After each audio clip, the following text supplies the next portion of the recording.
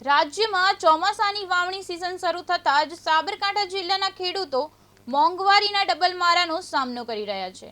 ખાતરના ભાવમાં વધારા બાદ હવે મગફળી, મકાઈ, બાજરી, રાયડો સહિત વિવિધ પાકોના બિયારણના ભાવમાં પણ નોંધપાત્ર વધારો થયો છે। ખાસ કરીને મગફળીના 20 કિલોના બિયારણના થેલામાં ₹500 થી 600 સુધીનો વધારો નોંધાતા ખેડૂતોનું વાવણીનું બજેટ ખોરવાઈ ગયું છે। જ્યારે અન્ય બિયારણોમાં પણ ₹200 થી 300નો વધારો થયો છે। ખેડૂતોના જણાવ્યા મુજબ અગાઉ પ્રતિ વીઘા ₹30,000 થી 35,000નો ખેતી ખર્ચ થતો હતો, જે હવે વધીને ₹50,000 થી 55,000 સુધી પહોંચી ગયો છે।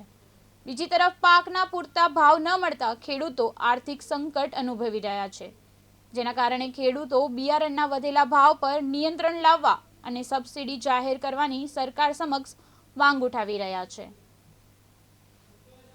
તો ખેડૂતમાં ખેતીમાં જે ભાવ વધારો આવ્યો છે, જેમ કે ખાતર છે, બિયારણ છે, એમાં બધી જ રીતે બધા ભાવ વધી રહ્યા છે। બટ અમે જ્યારે પણ પાક લઈ અને બજારમાં વેચવા જઈએ છીએ તો એ અમને વધારો નથી મળતો। ઉપરથી ગઈ સાલ કરતાં આ સાલ અમારું જે વેચવા ગયા અમને નુકસાન આવ્યું છે, જેથી કરીને ખાતરમાં ભાવ વધ્યો છે।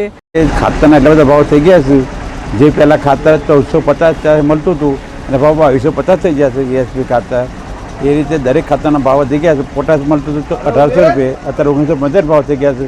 ખેડૂતોનો બહુ ભાવ વધારો પડે છે। એ રીતે સિંગદાણામાં ગઈ છે 2450ની આજુબાજુ, અત્યારે 3200-3300ની આજુબાજુ સિંગદાણા મળે છે।